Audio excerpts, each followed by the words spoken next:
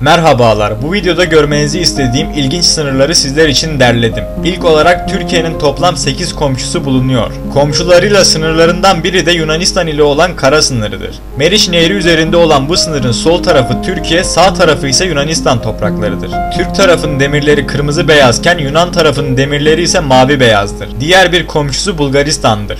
Rezve Deresi'nin sınır yaptığı bu bölgede karşı topraklar Türkiye sınırı iken bu taraf ise Bulgaristan toprağıdır. Başka bir komşusu da Gürcistan'dır. Türkiye tarafında kalan köyün ismi Muratlı iken Gürcistan tarafında kalan köyün ismi Maradi'dir. Ermenistan ile olan sınırda sol taraf Türkiye iken sağ taraf Ermenistan'dır. Bu iki devletin arasından Arpaçay geçmektedir.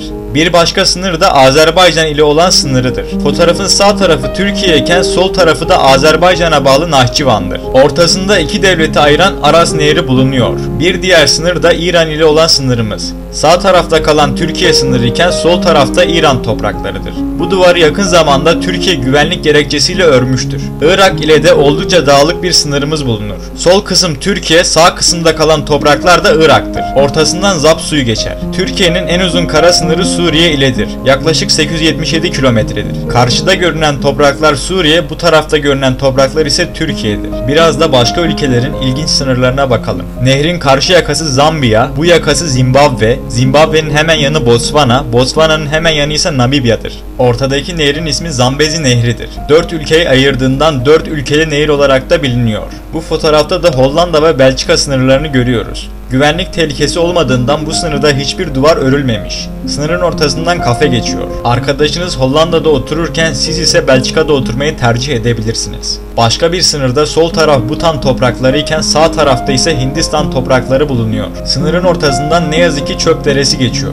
Bu sınırın sol yakası Amerika Birleşik Devletleri, sağ yakası da Meksika Devleti'dir. Görüldüğü üzere bu iki devletin vatandaşları sınırda voleybol maçı yapıyor.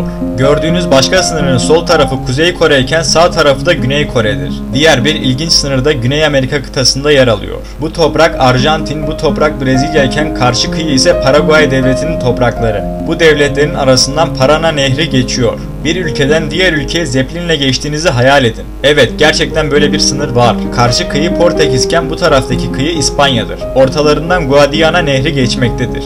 Bir sınır düşünün, ağaçlar ile örülmüş bir sınır. Burası Norveç ve İsveç sınırları. Hatta bu ülkelerin vatandaşları her yıl motorlu kızak yarışmaları düzenliyor.